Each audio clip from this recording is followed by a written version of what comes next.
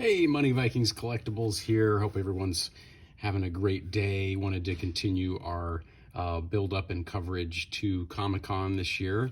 And with that, wanted to talk about three key books that the reason I picked these three I wanted to talk about today is that these are key issues that will have long-term value, will go up in the long run. And at the same time, they're currently somewhat affordable. There's a lot of key issues that you start talking about and they're just way too expensive, and thousands and thousands of dollars, and not everybody has that lying around to pick up a comic book, or a collectible. So here's a few that are still relatively a relatively good price. So first one I want to talk about is Amazing Spider-Man 316. This is the first, so the significance of this and why this is a key issue, this is for the 9.4. This is a very, very nice copy, near mint, very nice copy at the, oh, there you go, double zap your zits there on the back. You remember those things? I do remember that smell, that weird smell. Yeah. Okay. So, you got a 9.4 here, really great quality, Amazing Spider-Man 316. And the significance of this is that it's not the first appearance of Venom, but it's the first cover, full cover that Venom was on. And I like this for a couple of reasons. So first of all, I think first full cover is a key component, very collectible. And from just an enjoying aesthetic, to put the finances aside for a second and just the aesthetic of the art form, enjoying this collectible for what it is, this makes a very nice piece, in my opinion, to have sealed like this and graded, because you can set it up in your house as a kind of showpiece or as a kind of decorative element in your office or wherever you care to have these things and enjoy them, and show your dinner guests as they come over. You can say like, yeah, look, check out my vintage Star Wars collection. Isn't that neat? And everyone kind of talks about their memories and all that. So I think it's neat to have really awesome cover art, and I'm a big fan of nice cover art in addition to key issues in terms of collectability. So this one at the moment, you're talking about maybe about $150. That's for a key issue like this, of this age and of this vintage, that is just a really nice price. You of course have the classic McFarlane art, and he was known for many of these iconic covers, as you know. So this is one, in my view, to pick up.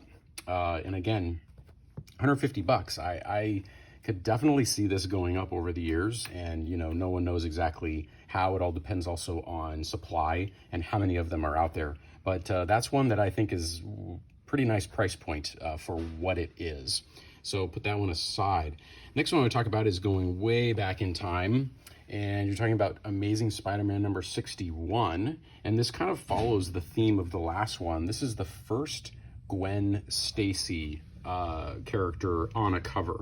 So I think she was introduced in the previous issue, but this is the first time that we see her on a cover as Spider-Man comes down here, try to swoop them out of the way as this boiling cauldron or whatever is falling on them, I guess. Really cool perspective from an artistic standpoint. Loving the colors. You have the primary use mainly of the primary colors with the red, yellows, and blues. Gives this like a really nice pop, and again, I think makes it to be a really nice showpiece in someone's room or in their office or their house, however they enjoy decorating and the way they want to show this stuff. So that's Amazing Spider-Man number 61, first Gwen Stacey cover. Again, a raw copy that's not in very good condition, probably $35. That's amazing. So if you just want to have an issue lying around or in your collection, and then as you go up in grades, if you get it graded, this is a 6.5. 6.0 and above is usually about $270 at the moment. I think if you hit the 7.0, you start to hit $330. At an 8.5, you hit about $390. And then if you can really find some, mint 9.4 and above, you're talking over $1,000. Those are probably pretty rare and maybe worth the investment. But again, I picked something in the 6.5 range. It's still a nice collectible, still something to hold on to, still has value. Above 6.0, you're talking about $270. So again, that's a somewhat affordable collectible that someone could grab onto. So that's the second one. The third one is one that I've had since childhood. I got this obviously many years ago. This is the Incredible Hulk 340. I think I actually paid 75 cents for it, which is pretty wild.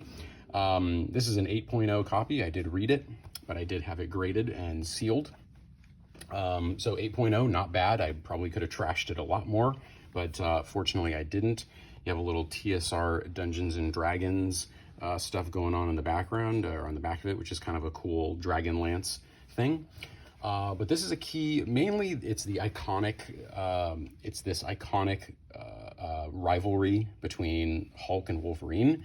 It's this iconic cover, which was just really, really groundbreaking to have the whole, reflection out of the adamantium steel, that you can see the raging Hulk coming at the raging Wolverine.